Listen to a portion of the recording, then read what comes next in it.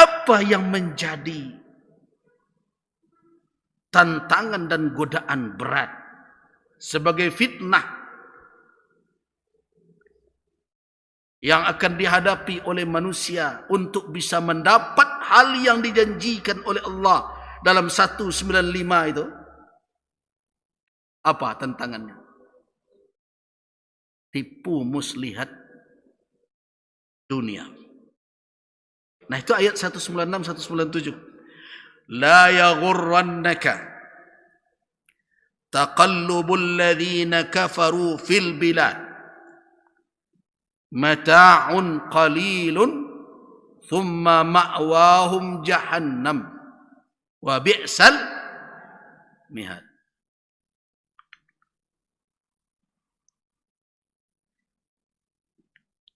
La yaghurrannaka. Apa makna gharar? Ghurur. Itu sesuatu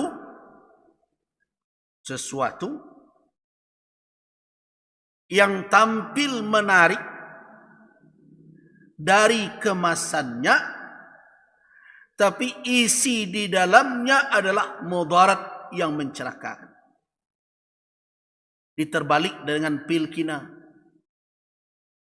Kalau pil kina itu pahit terasa, tapi membawa manfaat. Nah, ghurur tidak. Dia adalah sesuatu yang menarik ketika dipandang. Kenapa? Karena tampilan luarnya itu membuat air selera orang titik-titik dibuatnya. Itu gharur namanya. Gharur ini hadir di dalam jual beli. Jadi, Bapak dan Ibu-ibu, apalagi kini era jual beli online. Mencari videonya, dia foto tak tanggung rancaknya. Lah batakan pula. Keranjang tu. Pas lah tiba, lari selero. Itu gharur namanya tu.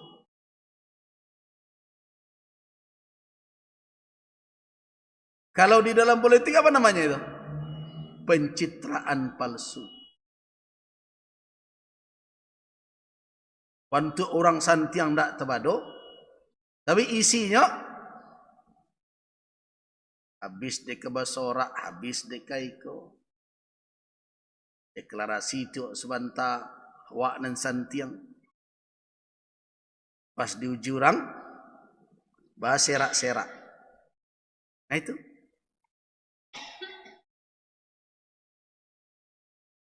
Ini dalam hidup. Gharur itu kita temukan di setiap bidang kehidupan. Dan dunia, ini maaf saja, yang kita geluti hari ini di negeri ini, banyak gharur ini berserakan di berbagai bidang.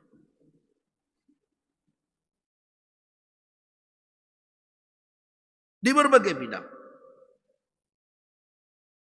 Di perdagangan, gharur.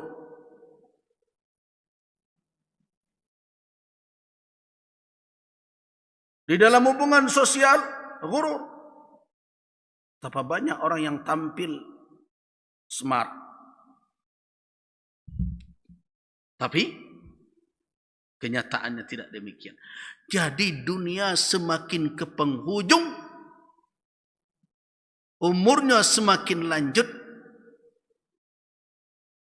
semakin pandai bersolek.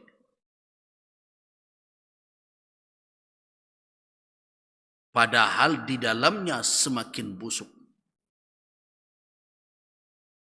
Jadi tidak mengherankan kalau ada riwayat ya,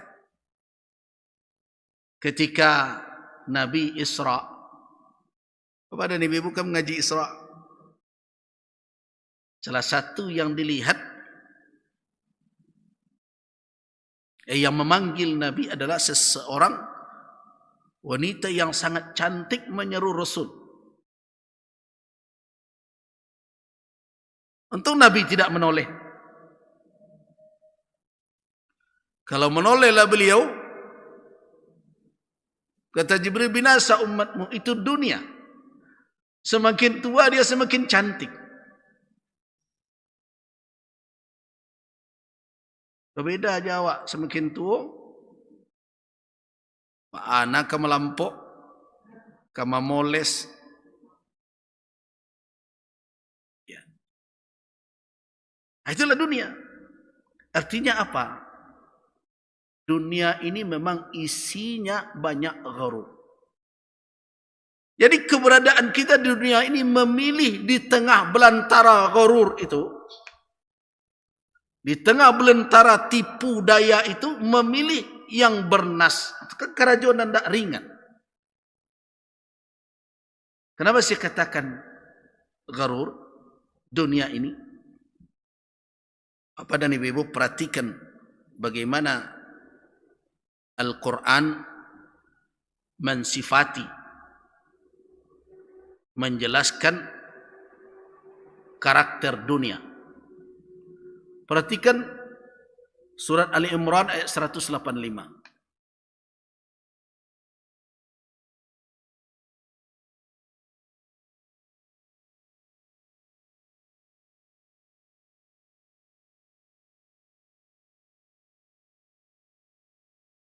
Bertemu di situ, kullu nafsin dha'iqatul maut fa innama tuwaffawna ujurakum yawmal qiyamati faman zuhziha 'anil nar wa udkhilal jannah faqad faz wa mal hayatud dunya illa mata'ul ghurur.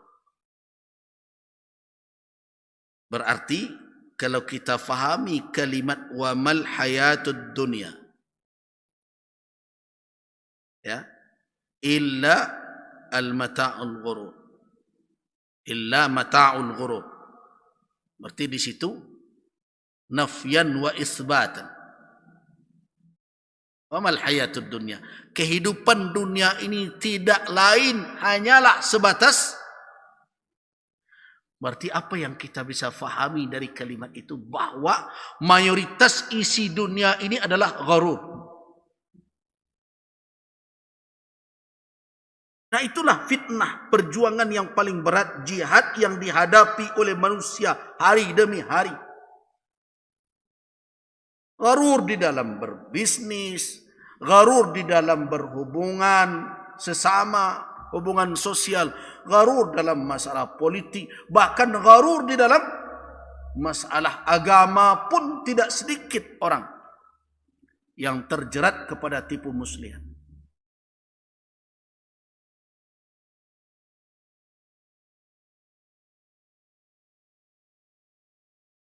Perhatikan ayat lain dalam surah Luqman ayat 33.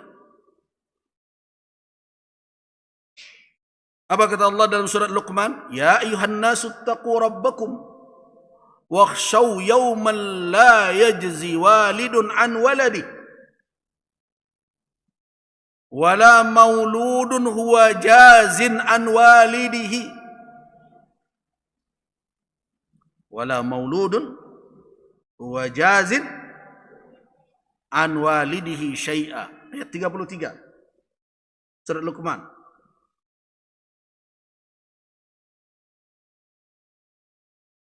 Kemudian lanjutkan ayat itu, fala taghurrannakum al-hayatud dunya fala taghurrannakum, jangan kamu diperdaya, ditipu dengan tampilan lahiriah dunia yang sebenarnya di dalamnya membawa kemudaratan. Artinya apa? Dari ayat-ayat itu kita bisa memahami dunia ini banyak isinya gharur dibandingkan dengan hakiki yang sebenar. Di situlah perjuangan untuk memilih. Di tengah tumpukan sampah kita harus mencari berlian dan mutiara yang berharga.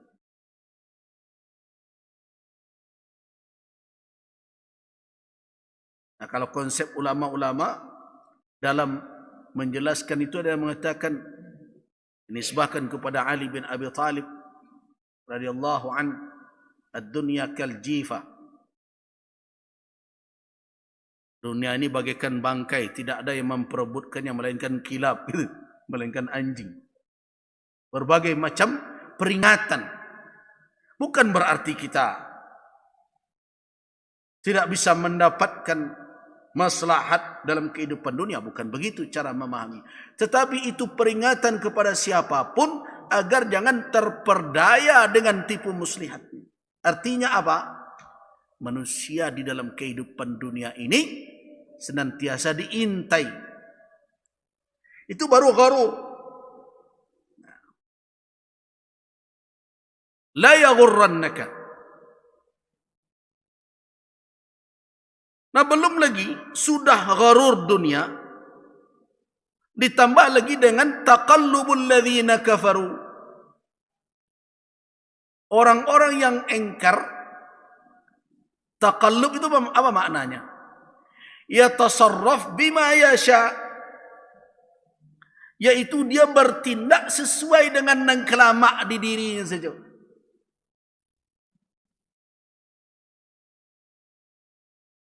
Dia bertindak dan menjalankan maksudnya, bisa mencapai tujuannya dengan cara apa saja yang mereka kehendaki tanpa peduli benar dan salah, halal dan haram. Tabrak saja semuanya. Itu adalah juga bisa membuat orang-orang beriman terpesona dan tertipu melihatnya. Jadi dunia dan isinya. Nah, tambah lagi. Tadi kita cerita dunia. Sekarang isinya. Orang-orang yang durhaka yataqallab. Artinya apa? Yatasarraf, bertindak dan bisa mencapai keinginannya tanpa peduli dengan rambu-rambu.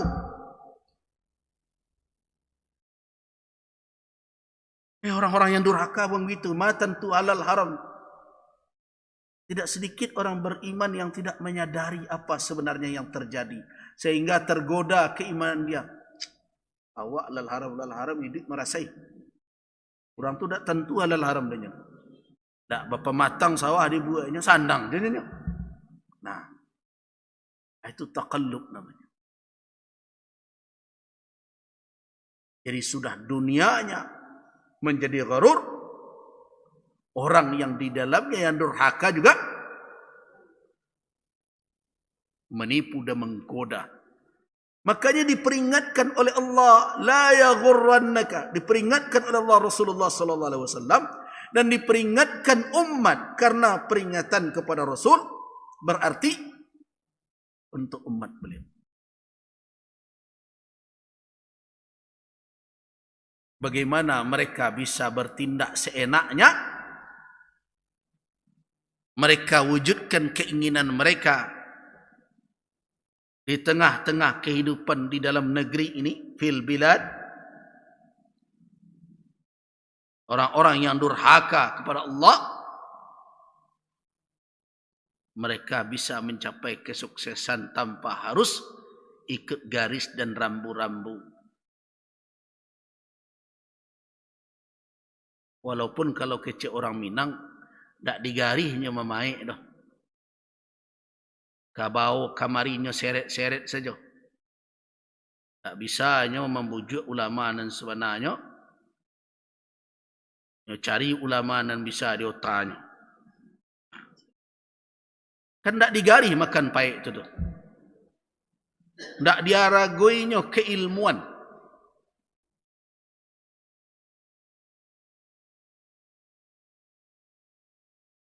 Tak bisa dibawanya dan resmi, nyobuatnya cik dan lain.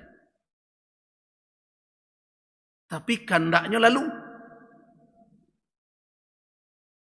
Janganlah terperdaya pula dengan itu.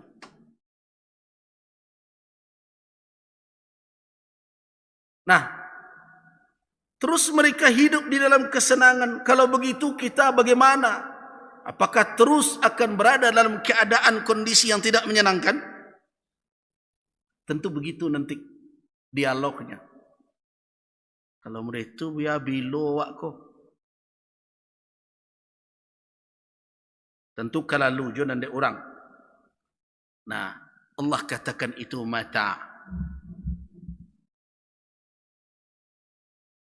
Tahu makna mata? Kata mata itu ada 2 poin baru dia disebut mata. Yang pertama dia adalah menjadi kesenangan.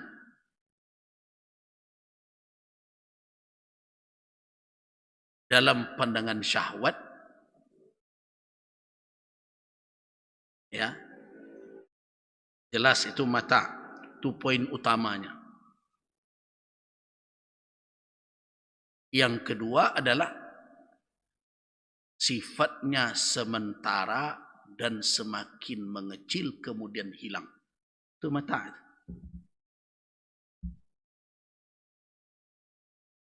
Nah, itulah sifat kesenangan duniawi.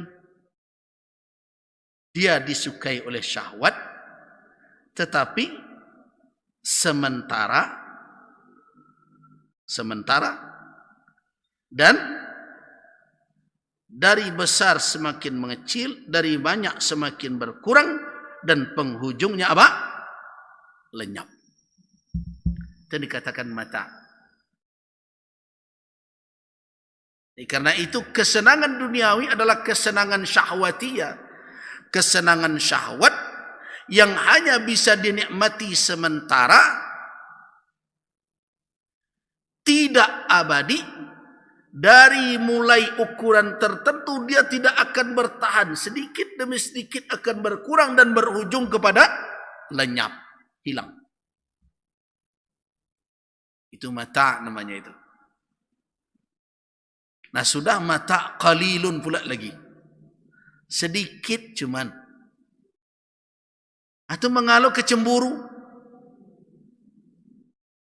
Artinya apa? Jangan kamu cemburu. Jangan membuat kamu tergoda pula untuk menempuh jalan orang-orang seperti itu. Jadi ada contoh agak kareh dan agak kasar bunyinya. Tapi kadang mudah lo memahami. Jadi kalau digigit di anjing, jangan digigit lo anjing tuh. Kira-kira dari itu.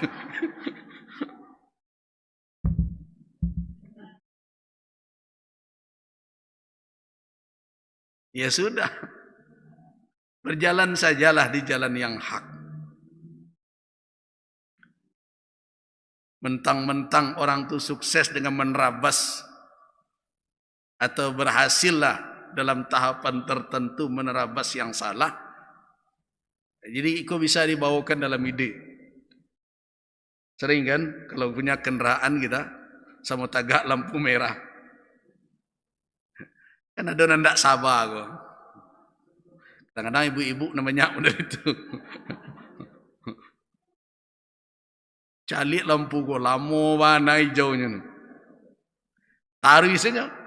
Nah, itu hati-hati itu awak di sampingnya. Lalu saja. Kadang-kadang kalau tidak lihat, nah saya kalau nyetir kan tegur, tunggu lu dah cebok, tu lu merah le. Tu kalau dulu saja. Ya.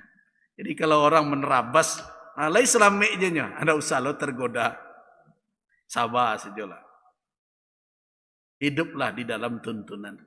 Itu yang saya katakan tadi. Kehidupan dunia ini perjalanannya tidak panjang, pendek cuma. Ya pendek. Kalau hidup Nabi berapa? 63 tahun. Ya kalau umur umat 70 sampai 80. Tidak banyak orang sampai berumur 100 sekarang. Terlalu pendek kalau kita harus pertaruhkan menyerong ke kiri, serong ke kanan. Nah,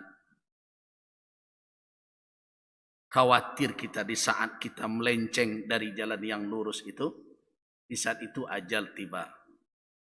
Jadi hidup ndak usahlah serong kiri serong kanan, nyanyi potong bebek ansa selanan serong kiri dan serong kanan itu. Jadi jangan ikut-ikuti hal-hal yang demikian. Itu saya ingatkan kepada bapak dan ibu-ibu semua, lurus-luruslah di dalam hidup.